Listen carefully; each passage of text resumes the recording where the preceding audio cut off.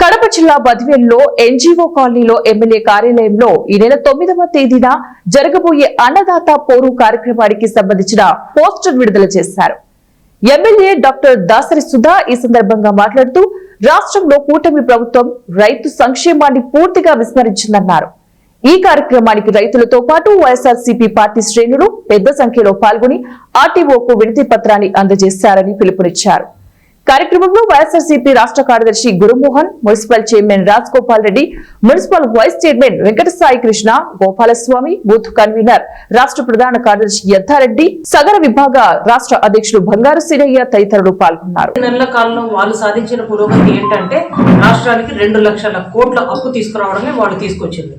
ఈ 2 లక్షల కోట్లు తెచ్చారు, ఏం చేశారు, ఏంటి దానికి ఎంతమందికి ఎలాంటి మేలు చేశారో మనకు తెలియదు.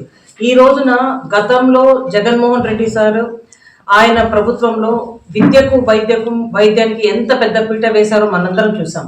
ఈ రోజు చూస్తే కన్నా ఎక్కడ చూసినా కూడా అసలు ఈ మెడికల్ కాలేజెస్ ఇష్యూనే తీసుకోండి.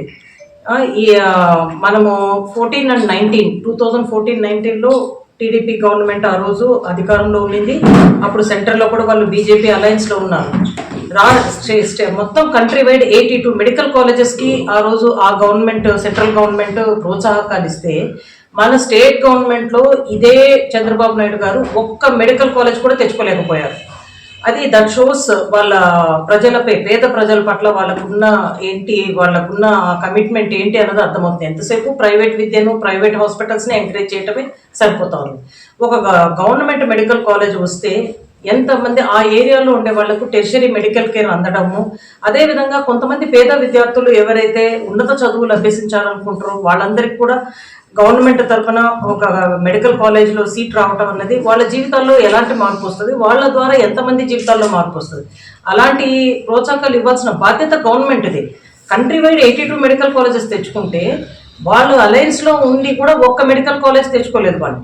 అదే మనము 19 నుంచి 24కి మెడికల్ కాలేజ్ 17 మెడికల్ కాలేజెస్కి పర్మిషన్ తెచ్చుకొని 5 మెడికల్ కాలేజెస్ ఆల్రెడీ రన్నింగ్లో తెస్తే వీళ్ళు అధికారంలోకి వచ్చి రాగానే మాకు మెడికల్ సీట్లు వద్దని రాసిచ్చిన గనులు ఈ గవర్నమెంట్ వాళ్ళు. మేము రన్ చేయలేమని రాసిచ్చారు. ఎవరన్నా 50 మెడికల్ సీట్స్ ఇస్తే దాన్ని వద్దని చెప్పే ప్రభుత్వం ఉంటుందా?